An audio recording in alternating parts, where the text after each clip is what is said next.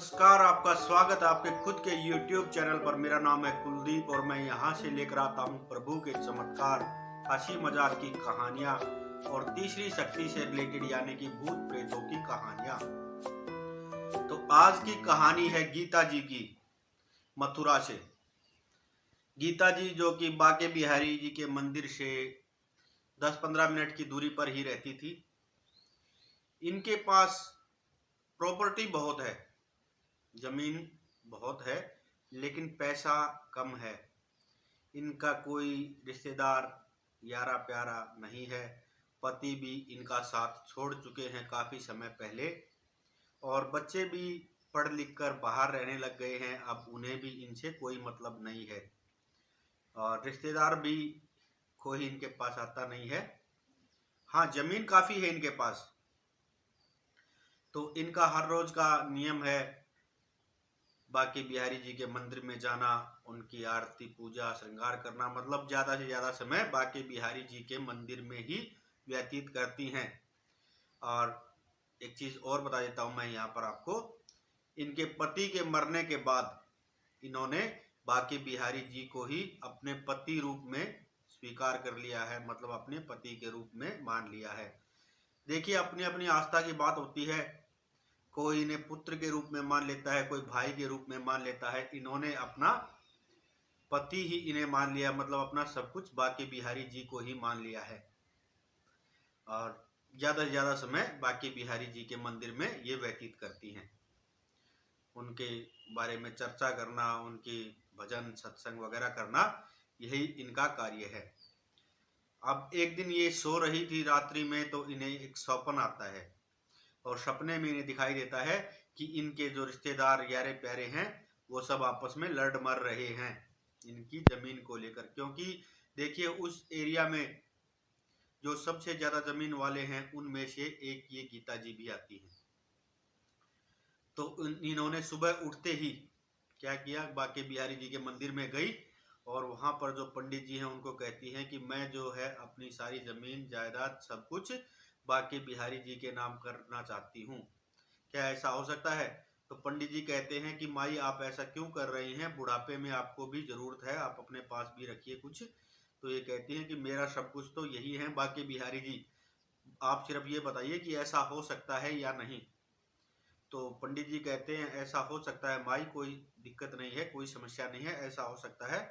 आप जो है अपनी सारी जमीन बांके बिहारी जी के नाम कर सकती हैं। तो इन्होंने अपनी सारी जमीन जायदाद घर सब कुछ बांके बिहारी जी के नाम कर दिया है। तो जो मंदिर की जो ट्रस्ट है, वहाँ के जो लोग हैं, वो इन्हें कहते हैं कि माई, आपके लिए भी हमारे पास कुछ है, हम भी आपके लिए कुछ करना चाहते हैं, अगर आपको बुरा ना लगे। तो माई कहती हैं बताइए। तो वो लोग जो है इन्हें, जो गीता जी हैं, इनको एक सुंदर सा प्यारा सा कमरा दिखाते हैं कि माई, अब से ये कमरा, ये कक्ष जो है आपका है, सारी जिंदगी उम्र भर आप यहीं रहेंगी।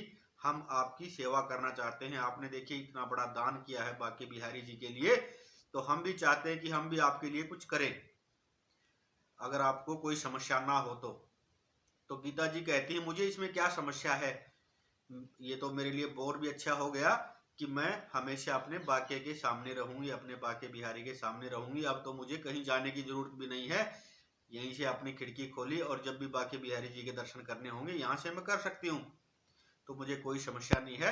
मेरा 2-4 सामान है घर पे, मैं वो यहाँ पे ले आती हूँ और मैं कल से यहीं रहूंगी।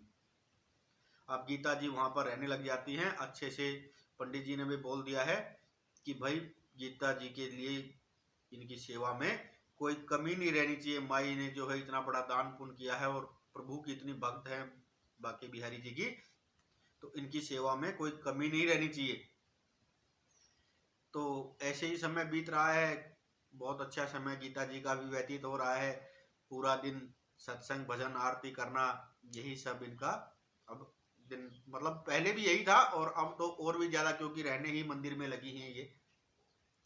तो जो इनकी सेविका है, जो मंदिर के तरफ से इन्हें एक लड़की दी गई है, जो इनकी सेवा करती है, जो इनको खाने को देती है, इनको खाने पीने को, मतलब इनकी पूरी सेवा जो करती है, वो लड़की एक दिन पंडित जी को कहती है कि पंडित जी, मुझे समझ में नहीं आता, जब मैं शाम को माई को दूध देती हूँ, क्योंकि आजकल माई जो है खाना तो इतना खाती नहीं है, दिन में पूरा दिन जो है बाके बिहारी जी के प्रसाद में ही ये निकाल देती हैं। तो मैं अब इन्हें जो है एक बड़ा गिलास दूध का देती हूँ, जिसे पीकर ये आराम से शाम को सो जाए, इन्हें अच्छी नींद आ जाए और इनमें थोड़ी ताकत भी बनी रहे, पूरे दिन की थकान उतर जाए।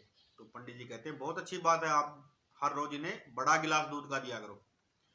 तो वो कहती हैं हाँ पंडित जी, मैं गिलास दूध का इन्हें हर रोज शाम को देती तो हूँ, लेकिन मुझे एक चीज समझ में नहीं आ रही।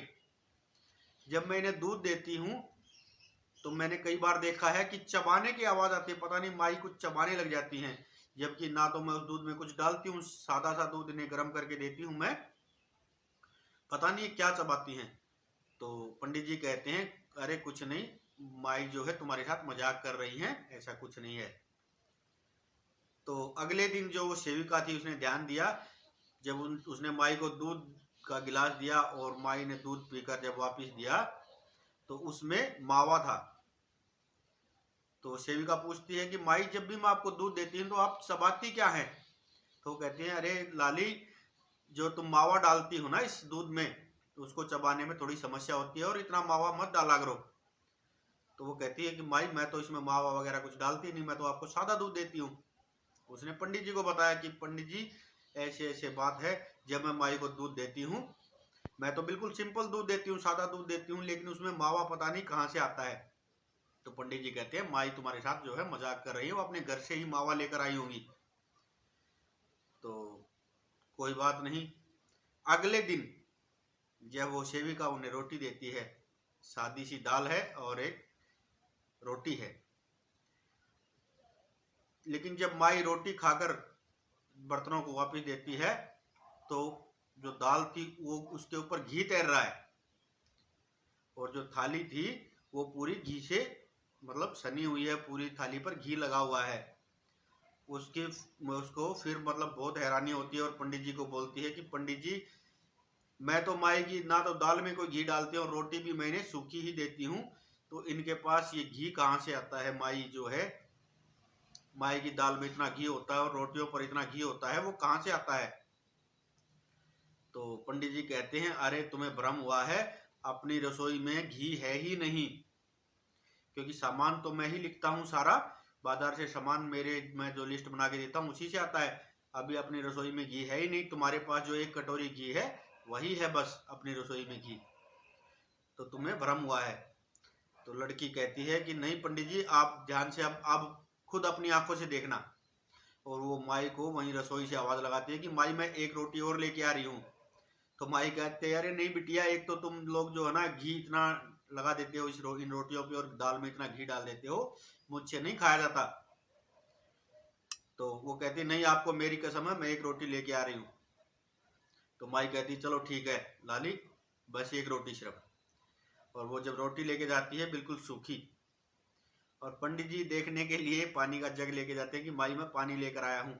और पंडित जी ने जब खुद अपनी आंखों से देखा तो उस रोटी पे जो है इतनी मोटी घी की परत है, इतना घी है उस रोटी पे, मतलब 2 3 4 चम्मच घी। तो पंडित जी कहते हैं कि माई आप एक काम कीजिए, जो आपने हमें इस मंदिर को जो दान में जमीन दी है उसको वापस लीजिए और इस मंदिर से निकल जाइए। तो माई ने जो है थाली को एक साइड सरका दिया और कहती है ऐसा क्या हुआ पंडित जी, मैंने ऐसा क्या कर दिया? और जो मैंने जमीन दान में दी है वो आपको नहीं दी, मैंने तो बाके बिहारी जी को दी है। और रही बात दूसरी, तो आप बताइए ऐसा क्यों बोल रहे हैं? पंडित जी कहते हैं माई तुमने चोरी की है, तुम हमारे रसोई से मावा और घी चुराती हो, और चोरी चाहे 1 रुपये की हो या 1 लाख की, चोरी चोरी होती है माई, और हम चोरों को इस मंदिर में नहीं रख सकते। तो माई कहती है आप ऐसा मत बोलिए, मैंने कोई चोरी नहीं की है। और रही बात मंदिर से जाने की, तो मैं यहाँ से चली जाऊंगी, ऐसी कोई बात नहीं, लेकिन आप मुझे चोर मत बोलिए। तो पंडित जी कहते हैं ठीक है, 2 दिन का समय हम और आपको देते हैं, 2 दिन और आप पर नजर रखी जाएगी, उसके बाद निश्चित होगी सारी बातें। तो पंडित जी जो है वहां पे सब लोग जितने भी हैं उनको बोल देते हैं कि माई पर निगरानी रखो, ये माई क्या कर रही है। अब अगले दिन कोई और लड़का जो है रखा गया माई की सेवा के लिए, और जब वो दूध देकर आया और वापिस जब गिलास लिया तो उसमें भी मावा था। और शाम को जब रोटी दी, खुद पंडित जी वहां मौजूद थे उस दाल पे भी घी तैर रहा था और रोटियों पे भी। तो पंडित जी कहते हैं कि माई आप यहाँ से निकल जाइए। बात इतनी फैल चुकी थी कि पूरा गांव वहां इकट्ठा हो गया था, इनके रिश्तेदार भी कुछ आ गए थे वहां पर और सब वहां पर मौजूद थे। तो माई कहती है ठीक है मैं चली जाऊंगी, लेकिन आप मुझे चोर मत बोलिए, मैंने कुछ नहीं किया, जो करते हैं बाकी बिहारी करते हैं, मैंने कुछ नहीं किया, मैंने कुछ नहीं चुराया है। तो पंडित जी गुस्से में कहते हैं हाँ बाकी बिहारी ही कर रहे हैं, इसीलिए मुझे जो है आपसे बहुत ईर्ष्या है, बहुत गुस्सा आ रहा है मुझे आप पर, मैं आपको यहाँ देखना नहीं चाहता, आप बस यहाँ से चली जाइए। तो सब वहां पर देख रहे हैं, पूरा गांव मौजूद है, बहुत सारे लोग हैं वहां पर। पंडित जी रो रहे हैं, पंडित जी की आंखों में आंसू और कहते हैं मैं आपको इस मंदिर में देखना नहीं चाहता, आप यहाँ से चली जाइए। माई जब चलने लग जाती हैं तो गांव वाले भी पंडित जी से पूछ लेते हैं पंडित जी हुआ क्या है। तो पंडित जी रोते हुए कहते हैं कि मुझे 35 साल हो गए इस मंदिर में, मैं हर रोज बाके बिहारी जी की सेवा करता हूँ, श्रृंगार आरती पूजा पाठ प्रसाद वितरण सब कुछ मैं अपने हाथों से करता हूँ। मतलब मेरी ऐसी लगन लगी हुई है बाके बिहारी से कि इनके अलावा मुझे कुछ चाहिए ही नहीं। और आप लोगों को मैं कुछ दिखाता हूँ, आइए मेरे साथ। बाके बिहारी जो है इस माई के लिए ये घी मावा सब जो है बाके बिहारी जी जो है इनको दे रहे हैं, देखिए इनके हाथ। तो सभी ने देखा बाके बिहारी जी की जो मूर्ति थी उस पर घी लगा हुआ था, उनके हाथ जो है घी से सने हुए थे और एक जगह थोड़ा सा मावा भी लगा हुआ था। ये सभी ने अपनी आंखों से देखा है। सब लोग देख के हैरान। और पंडित जी कहते हैं इसीलिए मुझे इनसे ईर्ष्या है, मुझे 35 साल हो गए सेवा करते हुए, आज तक मुझे बाके बिहारी ने कभी दर्शन नहीं दिए, मुझे मेरे लिए कोई चमत्कार नहीं किया, और इस माई के लिए ये सब कर रहे हैं बाके बिहारी जी। तो माई जो है बाके बिहारी जी के सामने हाथ जोड़ देती है और कहती है प्रभु जब आप ही मेरा इतना सब कुछ कर रहे हैं तो मैं यहाँ से चली जाती हूँ, आप तो मुझे कहीं भी मेरा ख्याल रख सकते हैं, मैं इस मंदिर से चली जाती हूँ। या फिर आप एक काम कीजिए, मुझे इस भीख की जिंदगी से मुक्ति दीजिए और मुझे अपने पास ही स्थान दे दीजिए प्रभु। इतना कहते ही माई जो है बताते हैं कि वहीं मतलब सब लोगों ने सुनी है ये बातें जो वहां पर मौजूद थे। माई वहीं पर गिर जाती है और इनके प्राण जो है जा चुके हैं और बिल्कुल बाके बिहारी की मूर्ति के सामने। और एक चमत्कार और भी हुआ वहां पर, जैसे ही माई के प्राण निकले हैं तो बाके बिहारी जी के हाथ पर जो मावा और जो घी लगा हुआ था वो बिल्कुल एकदम से साफ हो गया, किसी ने साफ नहीं किया उसको, वो बिल्कुल से साफ हो गया। ये एक सच्ची भक्ति थी दोस्तों, ये आस्था की बात होती है, भक्ति की बात होती है। और मैं हमेशा ही आपको बोलता हूँ कि आप लोग मेरी कहानी पर विश्वास करें ना करें, लेकिन अपने प्रभु पर अपने इष्ट पर विश्वास जरूर कीजिए, चमत्कार अवश्य होंगे दोस्तों। तो ये थी आज की कहानी और ये एकदम सच्ची घटना है दोस्तों। कभी आपका बाके बिहारी जी के मंदिर में जाना हो तो वहाँ के पंडित जी से आप पूछ सकते हैं। उम्मीद करता हूँ कहानी आपको पसंद आई होगी, और अगर पसंद आई हो तो लाइक करना, शेयर करना और कमेंट में लिखना जय बाके बिहारी लाल। और अगर चैनल पर नए हो तो प्लीज़ सब्सक्राइब करना दोस्तों, मुझे आप लोगों की सपोर्ट की बहुत ज़रूरत है। हर हर महादेव, जय श्री श्याम।